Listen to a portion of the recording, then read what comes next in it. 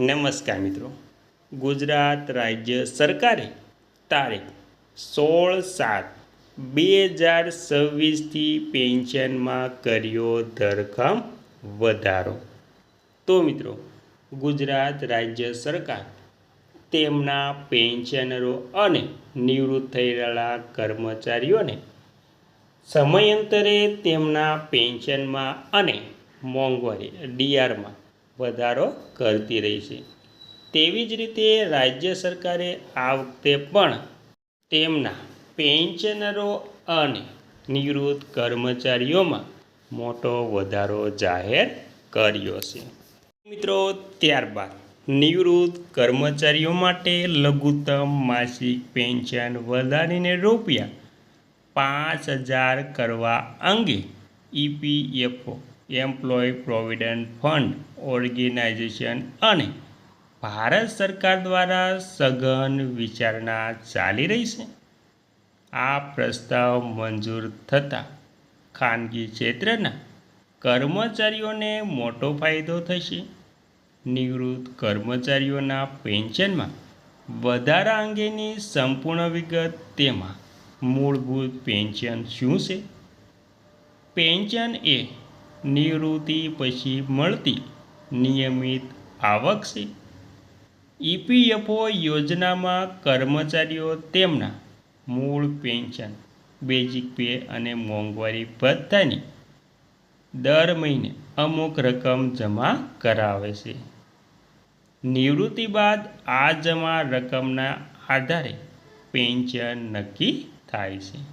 ત્યારબાદ હાલમાં શું સ્થિતિ છે? તો હાલમાં ખાનગી ક્ષેત્રના કર્મચારીઓ માટે લઘુત્તમ EPS employ pension scheme pension માત્ર ₹1,000 પ્રતિ માસ છે.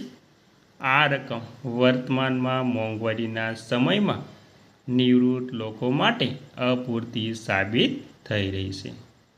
ત્રીજું, પેન્શન ₹5,000 કરવાનો પ્રસ્તાવ સરકાર સમક્ષ લઘુત્તમ પેન્શન ₹1,000થી વધારીને ₹3,000 પર અથવા તો ₹5,000 અથવા તો તેનાથી પણ વધુ કરવાની લાંબી માંગણીઓ ચાલી રહી છે.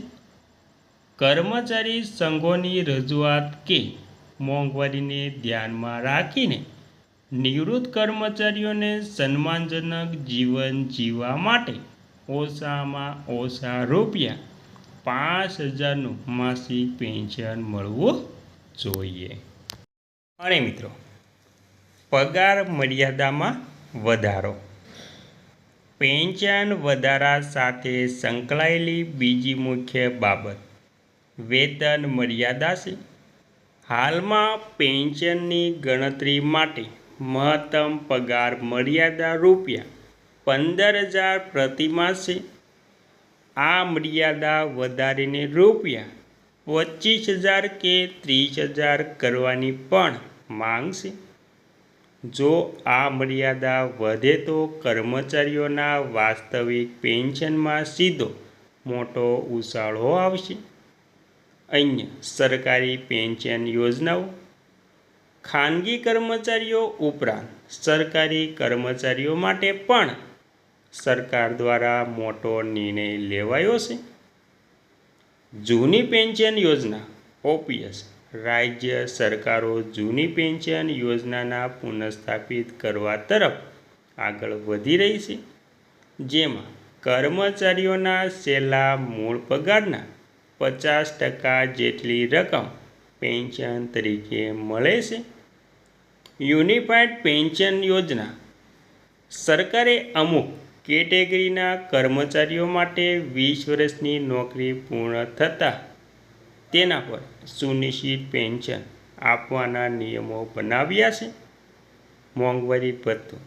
કેન્દ્ર સરકાર દ્વારા નિવૃત્ત કર્મચારીઓના મોંઘવારી ભથ્થામાં સમયાંતરે વધારો કરવામાં આવે છે, જેથી મોંઘવારી સામે રક્ષણ મળે મિત્રો.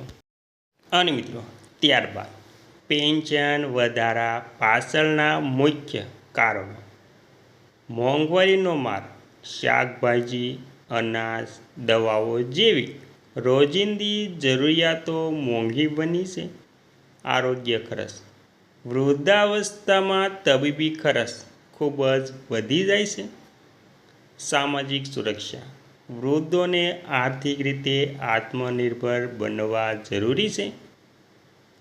આગળ શું પગલાં લેવા જોઈએ તેની પણ વાત કરીએ તો સરકાર, શ્રમ મંત્રાલય અને EPFOના અધિકારીઓને નાણાકીય સ્થિતિની ચૂકવણી અને તેની ચકાસણી કરી રહ્યા છે. જો લઘુત્તમ પેન્શન ₹5,000 કરવામાં આવે તો તેનાથી લાખો પેન્શનરોને મોટો આર્થિક ટેકો મળશે. આ અંગે વધુ માહિતી માટે તમે સત્તાવાર EPFOની વેબસાઇટની મુલાકાત પણ